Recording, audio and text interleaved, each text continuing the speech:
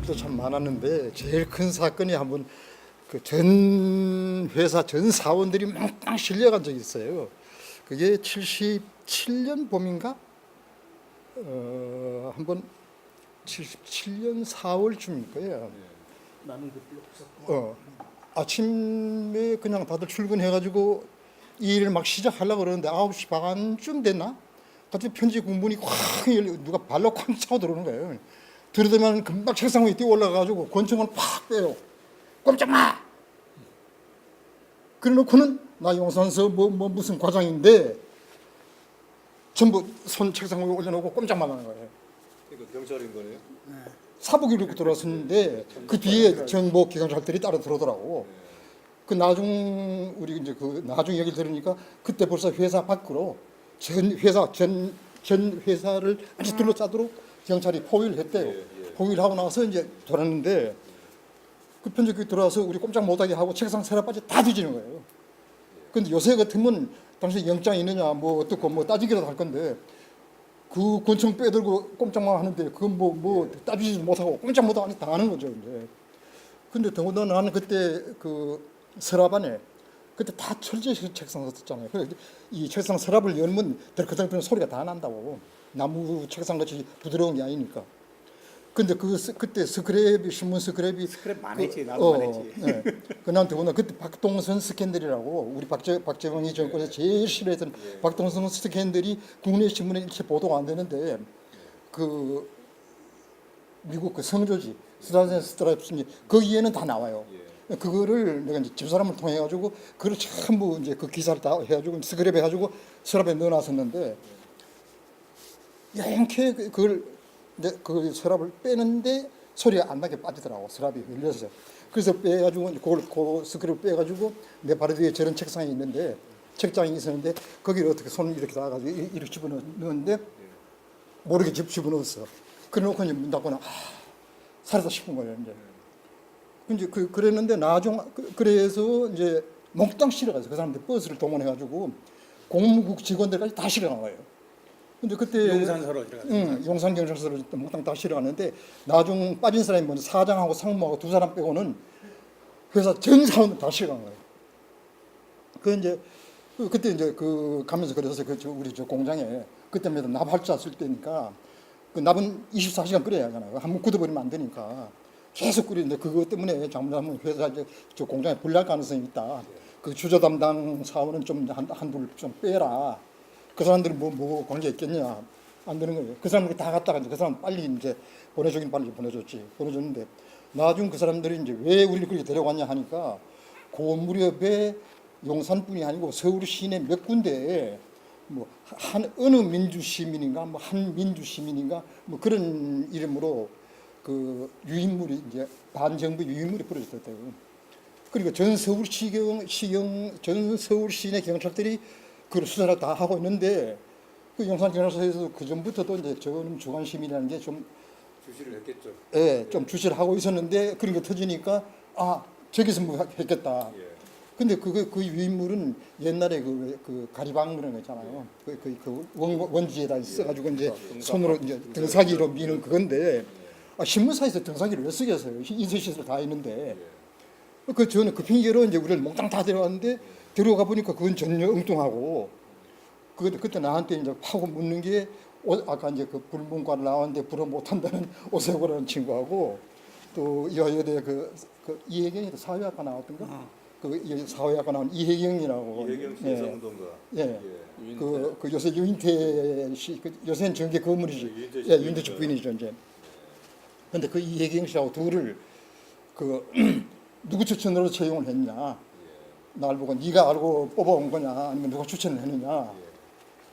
누가 추천했든 나 상관없다. 내가 필요로 하는 능력이 있으니까 난 데려다 쓴 건데 누가 추천을 했든 뭐 사실은 우리 멤버들이 추천한 게 아니고 그때 상무로 있던 사람이 그 이혜경 씨 오빠가 이장호라고 영화 감독인데 이장호 감독이 이제 오빠인데 그 우리 상무로 있던 사람이 그 이장호 감독하고 친구예요. 사실 극장 아니 세실장 그 고문정 전님 유머라고 중앙대학에서 보낸 상무 하나 있었어요. 젊은 친구. 그 우리보다 나이가 더 젊었지 않나? 근데 이제 그 친구가 이제 나한테 추천했어요. 근데 그 이태호 씨한테 물으니까 이태호 씨도 좋다 이거 안 지리 안다 이거야. 그 둘이 딱 찍힌 거예요. 이제 그것 때문에 이제 했는데 그래봤자 뭐 왜 데려다 썼느냐. 뭐 자기는 참고 사항밖에 안 되지. 그걸 우리를 어떻게 뭐 정신부 할 건 안 되고. 거기다가 아침에 그렇게 실어 갔는데 그날 저녁 때까지는 거의 다 풀어줬죠. 거기다 이제 그 돌려 보냈는데 나는 다음날 새벽 3시인가 잡혀 있었다고. 그 뭐 별의별 게 다 캐고 묻는데 뭐 그렇다고 뭐 자기네 필요한 정보는 하나도 나오지 않고 그게 이제 제일 큰 사건이었는데 그 다음에 뭐 하여튼 자탄하게 그러고 난 뒤부터는 그 용산서 정보과 형사가 아예 의자 끌어들고 내 세상에 왔는 거예요. 이제 근무 시간에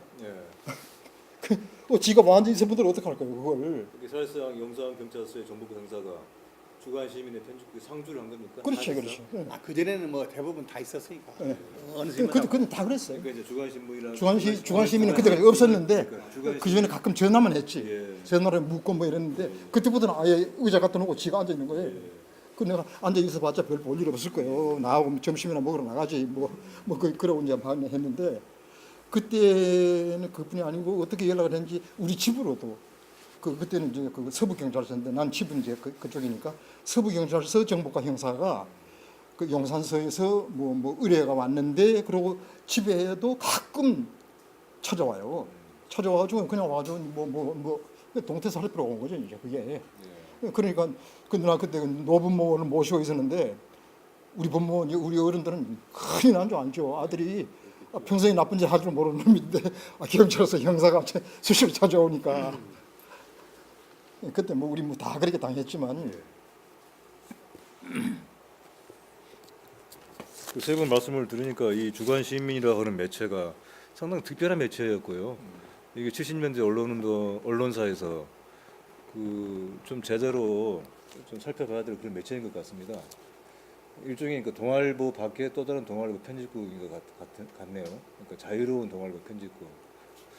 그러니까 동아일보 해직 이후에 그 해직 전후의 그 해직 기자들 경험이 결코 헛되게 그냥 이렇게 날아가 버린 것이 아니라 어떻게 보면 주간 시민에서 또 다른 결실을 맺은 것이 아닌가 그런 생각이 들었고, 그래서 아사히 신문에서 이 주간 시민의 폐간에 대해서 사실상 폐간에 대해서 주목할 만한 그런 비중으로 보도를 한 것도 다 그럴 만한 이유가 있었구나.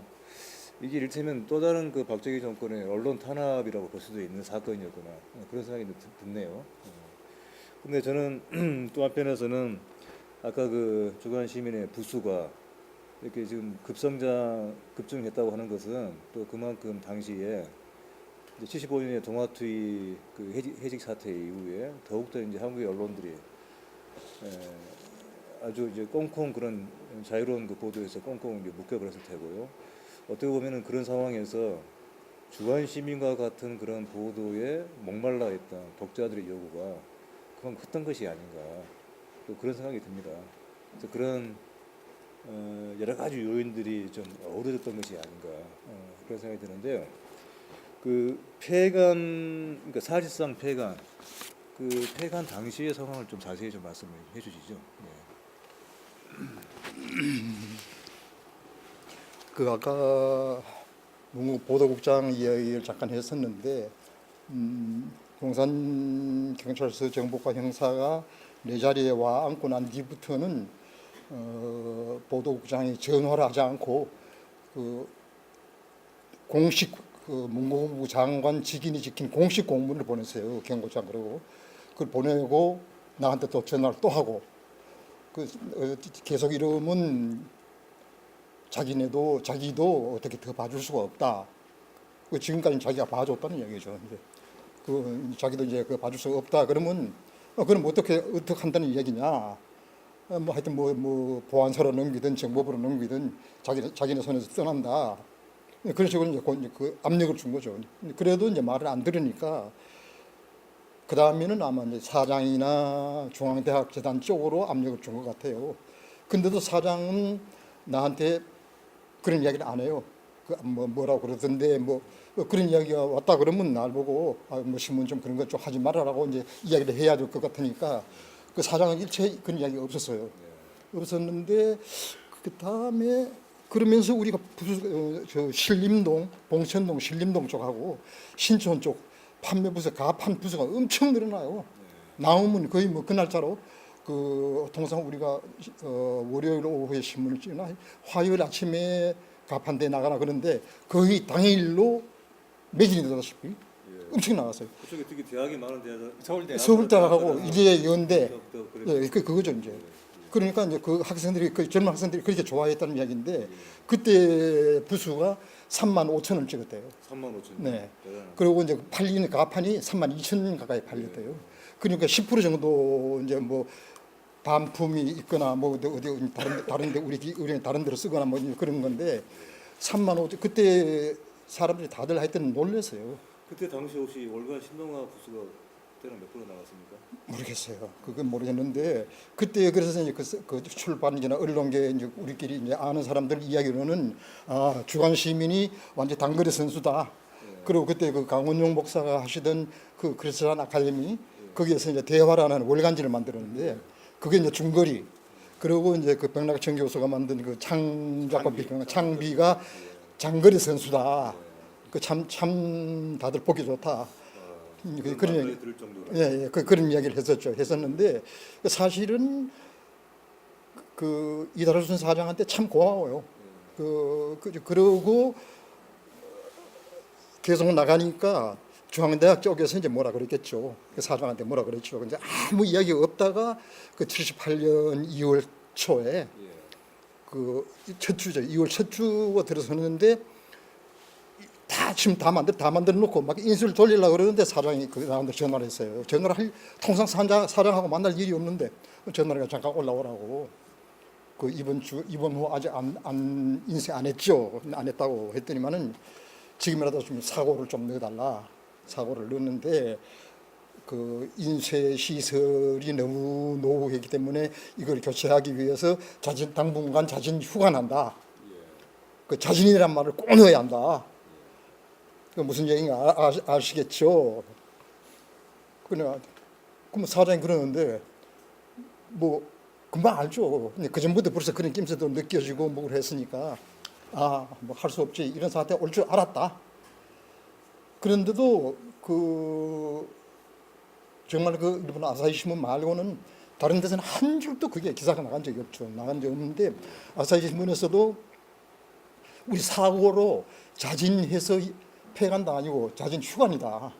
그러고 나가니까 거기서 또 이제 아사히 신문도 단정적으로 뭐 어떻게 뭐 말은 못 하고 뭐 이제 노동 문제나 뭐 정부에 거슬리는 기사들을 계속 실어 왔으니까 뭐 정부에서 압력이 있었던 게 아닌가 싶다. 뭐 그런 식으로 정도밖에 기사를 못 썼죠. 구체적으로 거명을 했죠. 그렇지. 송건호 선생, 한완상 교수. 예. 또 소외지대라는 그때 특집 이런 것을 기사에 썼더라고요.